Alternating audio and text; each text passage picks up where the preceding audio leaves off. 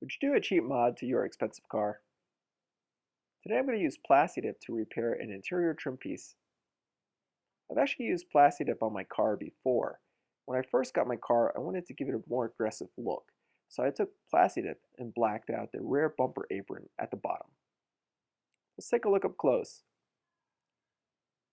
It looks really good. You can't even tell that the car didn't come this way from the factory. I was so impressed, I decided to use Plasti Dip to black out my emblems. I'm going to use Plasti Dip to repair an interior trim piece with blemishes. As you can see, next to the window switches, some of the paint has come off the trim piece. This is actually really common for our 911. Most owners would just replace this. The part isn't that expensive, but it's a real pain in the ass to install.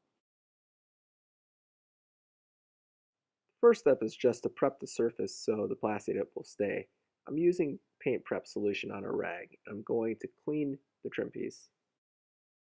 If you don't have paint prep solution, you could always use rubbing alcohol. I've got the trim piece all clean. The next step is to take masking tape and mask off the areas. I've masked off the entire trim. You want to be careful to make sure your lines are nice and clean so the finished product turns out well. After masking off the area, I use packing paper and a drop cloth to protect my car from overspray. We want to shake the can of Plasti Dip really well, probably for about 30 seconds. Then we're going to apply several coats of Plasti Dip. I've applied 4 coats of Plasti Dip to the trim piece and waited about 10 seconds in between coats. You don't want to wait too long because if your Plasti Dip dries, you're going to have a hard time removing the masking tape without ripping the Plasti Dip. Let's take a look at how it looks with all the masking tape removed.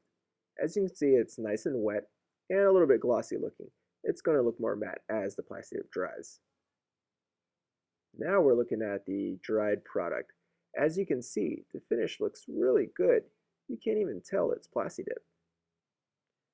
Now let's go up for a close-up.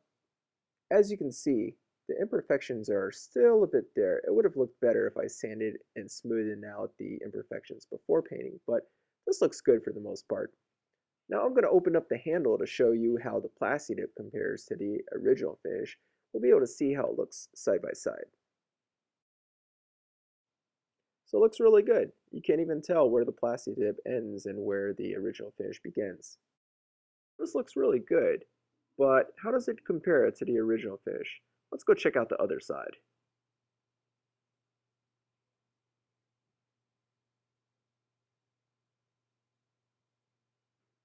So the other side still has the same black matte finish, and to the eye, it's actually really hard to tell that the Plasti Dip side is any different than this. I think we've done a great job. What do you guys think? Leave a comment below to let me know. And if you like this video, give it a thumbs up and subscribe to my channel for more videos. Thanks.